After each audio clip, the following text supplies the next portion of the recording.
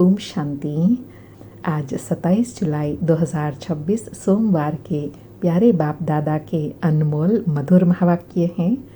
आज की मुरली के सार में भाग्य विधाता बाबा ने भाग्य का नशा दिलाते कहा कि तुम बच्चे बहुत खुश नसीब हो, तुम्हारे जैसा खुश नसीब कोई नहीं, क्योंकि अभी तुमको स्वयं भगवान बैठ राजयोग सिखाते हैं। तुम राज ऋषि हो। बाबा कहे तुम्हें सदा नशा रहना चाहिए। हम आत्माओं को निराकार परम पिता परमात्मा शिव पढ़ाते हैं। बच्चे गीत भी गाते हैं, आखिर वह दिन आया आज जो स्वयं भगवान आकर स्वर्ग की स्थापना करते हैं, जिसका फिर हमको मालिक बनाते हैं। बाबा हमारे लिए अभी फिर से स्वर्ग की राजाई स्थापन कर रहे हैं। और बाबा कहे तुम बच्चे समझते हो, बाबा हमको स्वर्ग का मालिक बनाते हैं। हम उनके बच्चे, उनके वर्षे के हकदार हैं। भगवान को रचयिता कहा जाता है ना। हम भगवान की संतान हैं, तो हम स्वर्ग में क्यों नहीं जाएंगे। फिर विशेष कहा कि शिव बाबा में ज्ञान के संस्कार हैं, जो भी संगम पर आकर ज्ञान देते हैं सबकी सद्गति करने के लिए, इसलिए उनको सद्गति दाता कहा जाता है। और बाबा कहे सद्गति कहा जाता है जीवन मुक्ति धाम को। यह आत्मा को बुद्धि में धारण करना है। क्या धारण करना है कि हमारा घर शांति धाम है, उसको मुक्ति धाम निर्वाण धाम भी कहा जाता है। और साथ में बाबा कहे यहाँ ऑर्गन्स होने के कारण आत्मा टॉकी में रहती है, बोलना पड़ता है।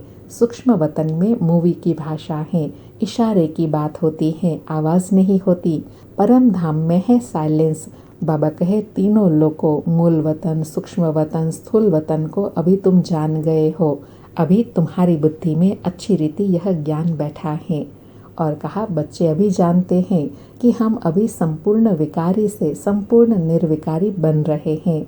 अभी हमको संपूर्ण पतित से संपूर्ण पावन बनना है। बाबा समझाते हैं आत्मा में ही खाद पड़ी हुई है, अब याद की अग्नि से इस खाद को निकालना है। और साथ में स्पष्ट करते कहा कि यह एक नाटक है, उसमें सतो रजो तमो में सबको आना ही है, बीच में से वापस एक भी जा नहीं सकता। जैसे अभी ऊपर में जगह खाली हो जाती है, सब आत्माएं नीचे आ जाती हैं, वैसे जब यहाँ सतयुग होता है तो बहुत जगह खाली रहती है। तुम्हारा मीठी नदियों पर महल होगा। और फिर सतयुग का वर्णन करते कहा कि सतयुग में कहाँ जाने आने की दरकार भी नहीं होंगी। यहाँ मनुष्य थक जाते हैं तो जाते हैं रेस्ट लेने के लिए, घूमने फिरने। सतयुग में थकने करने की कोई प्रकार की तकलीफ नहीं होती। तुम स्वर्गवासी बन जाते हो, रिंचक भी तकलीफ नहीं होती।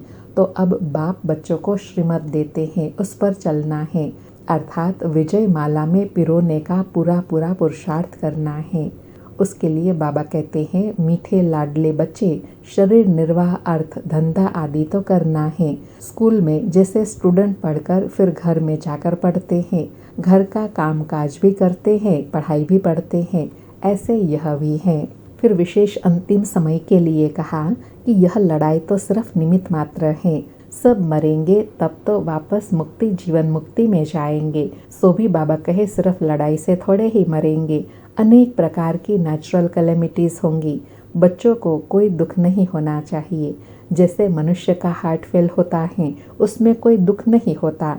बाबा कहे मौत हो तो ऐसा बैठे बैठे हार्ट फेल हुआ और खलास। और याद के लिए कहा कि अब तुमको योग बल से पावन बनना है। पावन बनने से ही तुम सुखधाम शांति धाम में जा सकेंगे। तो याद का चार्ट रखना है। यह तो बच्चे समझ गए हैं, हमको बाप को याद कर तमो प्रधान से सतो प्रधान बनना है। फिर स्मृति दिलाई कि अभी तुम संगम युग पर हो, न पूज्य है न पुजारी है। तो बाबा कहे तुम क्या करते हो, अभी श्रीमत पर पूज्य बन रहे हो, औरों को भी बना रहे हो।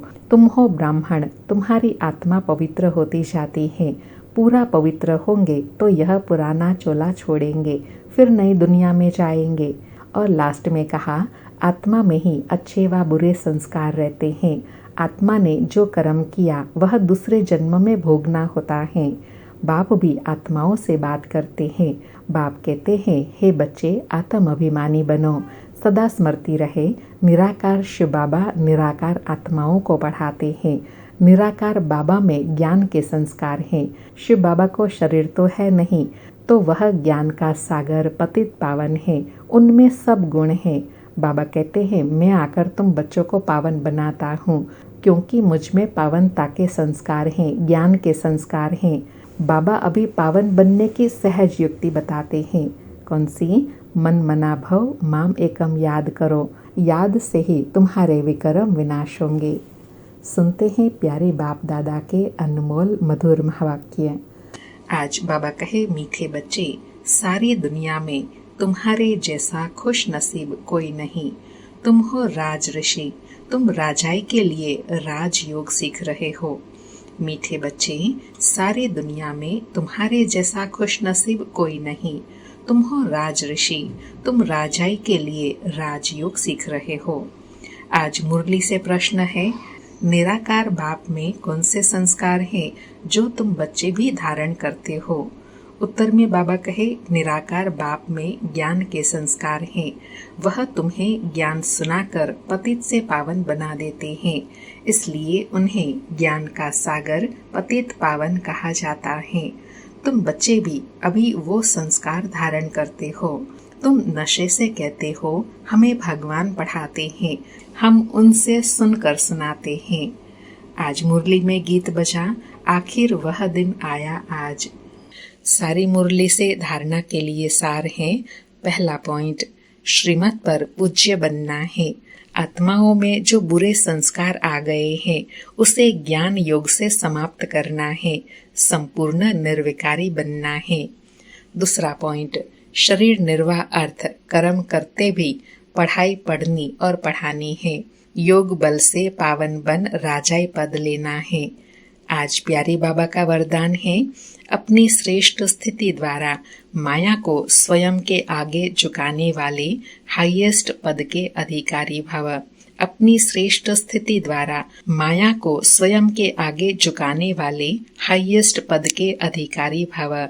स्पष्टीकरण है, जैसे महान आत्माएं कभी किसी के आगे झुकती नहीं है, उनके आगे सभी झुकते हैं, ऐसे आप बाप की चुनी हुई सर्वश्रेष्ठ आत्माएं कहाँ भी कोई भी परिस्थिति में व माया के भिन्न भिन्न आकर्षण करने वाले रूपों में अपने को झुका नहीं सकती। जब अभी से सदा झुकाने की स्थिति में स्थित रहेंगे, तब हाईएस्ट पद का अधिकार प्राप्त होगा। ऐसी आत्माओं के आगे सतयुग में प्रजा स्वमान से झुकेंगी और द्वापर में आप लोगों के यादगार के आगे भक्त झुकते रहेंगे। बाबा ने कितना ऊंचा स्वमान दिलाया कि जो आत्माएं सदा अपनी हाईएस्ट स्थिति में रहती हैं, वह कभी भी कोई भी परिस्थिति में, कोई भी बात में माया के कितने भी भिन्न भिन्न आकर्षण करने वाले रूप हो, उसमें भी कभी आकर्षित नहीं होंगी, अर्थात झुकेंगी नहीं। तो ऐसी श्रेष्ठ स्थिति अभी बनानी है। आज का स्लोगन है, कर्म के समय योग का बैलेंस ठीक हो तब कहेंगे कर्म योगी। आज के अव्यक्त इशारे हैं, ज्वाला स्वरूप स्थिति में रहे शक्तिशाली याद का अनुभव करो। आज अनुभव करने के लिए कहा कि कई बच्चे कहते हैं कि जब योग में बैठते हैं तो आत्म अभिमानी होने के बजाय सेवा याद आती है, लेकिन ऐसे नहीं होना चाहिए, क्योंकि लास्ट समय अगर अशरीरी बनने के बजाय सेवा का भी संकल्प चला तो सेकंड के पेपर में फेल हो जाएंगे। उस समय सिवाय बाप के निराकारी, निर्विकारी, निरहंकारी और कुछ भी याद नहीं। सेवा में फिर भी साकार में आ जाएंगे। इसलिए जिस समय जो चाहे वह स्थिति हो नहीं तो धोखा मिल जाएगा। इसलिए बाबा कहे, अभी से ही श्रेष्ठ शक्तिशाली स्थिति बनाने के लिए आत्म अभिमानी स्थिति का अभ्यास बढ़ाना है। अच्छा, ओम शांति। शुक्रिया बाबा, शुक्रिया।